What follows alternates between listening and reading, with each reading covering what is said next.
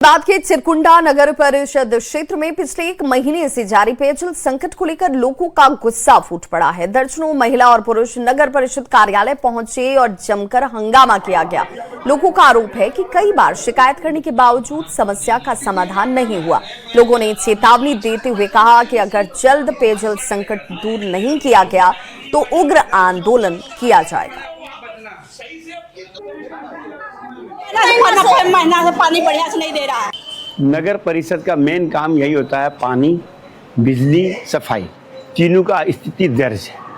यहाँ पर पानी का टंकी आज कम से कम 20 साल 15 साल से टूटा हुआ है, क्रैक किया हुआ है, चल रहा। फिर 6 इंची पाइप में टंकी से पानी निकल रहा, पब्लिक को नहीं मिल रहा, लेकिन दूसरे जगह पाइप जा रहा, उसमें भी चोरी हो रहा रात दिन में। आज रेलवे फाटक से शहीद चौक तक या नीचे बाजार तक कहीं भी पानी नहीं जा रही है। आज 1 महीना से पानी का प्रॉब्लम है। हम लोग सब देख भी रहे हैं, बोल भी रहे थे नगर पंचायत में कि हर जगह पानी का प्रॉब्लम है, पानी का प्रॉब्लम को सॉल्व किया जाए। लेकिन अधिकारी सुन क्यों नहीं रहे हैं आपकी बात? अधिकारी सुन इसलिए नहीं रहे थे, बोले थे बरसात के मौसम में बरसात में कोई काम हो नहीं पा रही थी। एक ओवरब्रिज बन रहा है चिरकुंडा से बाहर एरिया में, वहाँ से राइजिंग पाइप आता है, वो ओवरब्रिज बनने के समय किसी कारण टूट गई थी, जिसके वजह से हमारा जो वाटर सप्लाई है चिरकुंडा में वो अफेक्टेड था 1-2 दिन से। उसी के वजह से पब्लिक यहाँ पे आए थे और अभी पीएचडी के इंजीनियर से मेरी बात हुई, उन्होंने कहा कि आज हम लोग इसे ठीक कर देंगे।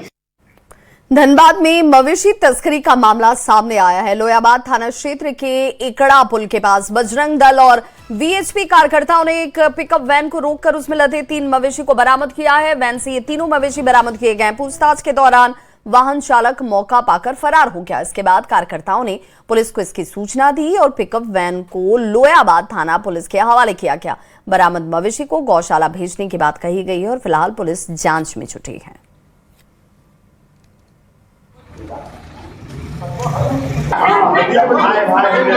देख रहे हैं, बहुत दिन से देख रहे हैं कि गाय लेके जाता है, ये लोग वासेपुर लेके जाके कटवाता है गाय। अच्छा, तो यही कारण से हम लोग सहयोग में, हम लोग जितना भाई हैं, हम लोग सहयोग किए, आप पकड़े आगड़ा पुल।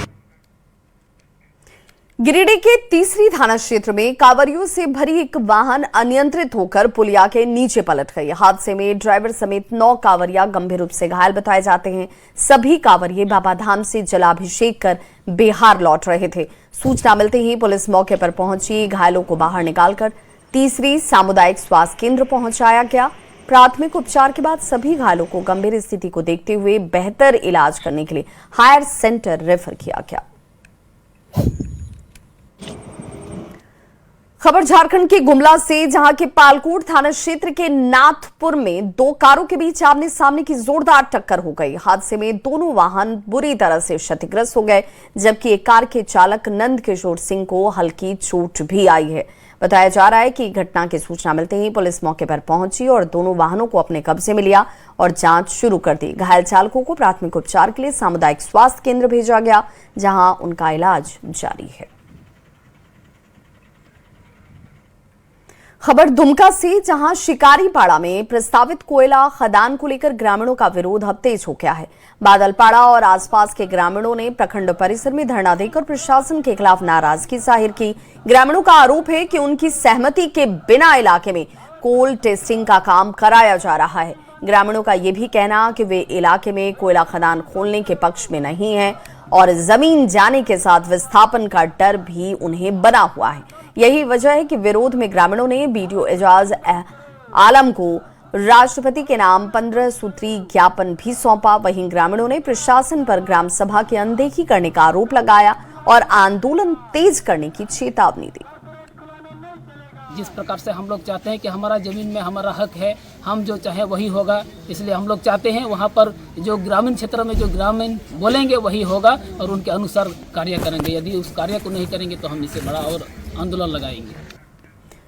तो पलामू के सांसद विष्णु दयाल राम ने एमएमडीआर संशोधन विधेयक 2026 को लेकर प्रेस वार्ता की। सांसद ने इस विधेयक को झारखंड के विकास के लिए ऐतिहासिक फैसला बताया। उन्होंने स्पष्ट किया कि नए खनिज विकास विधेयक से राज्य की रॉयल्टी, डीएमएफ और जीएसटी राजस्व को कोई नुकसान नहीं होने वाला है। सांसद ने राज्य सरकार से नीलाम किए गए खनिज ब्लॉक को जल्द शुरू करने की भी मांग की।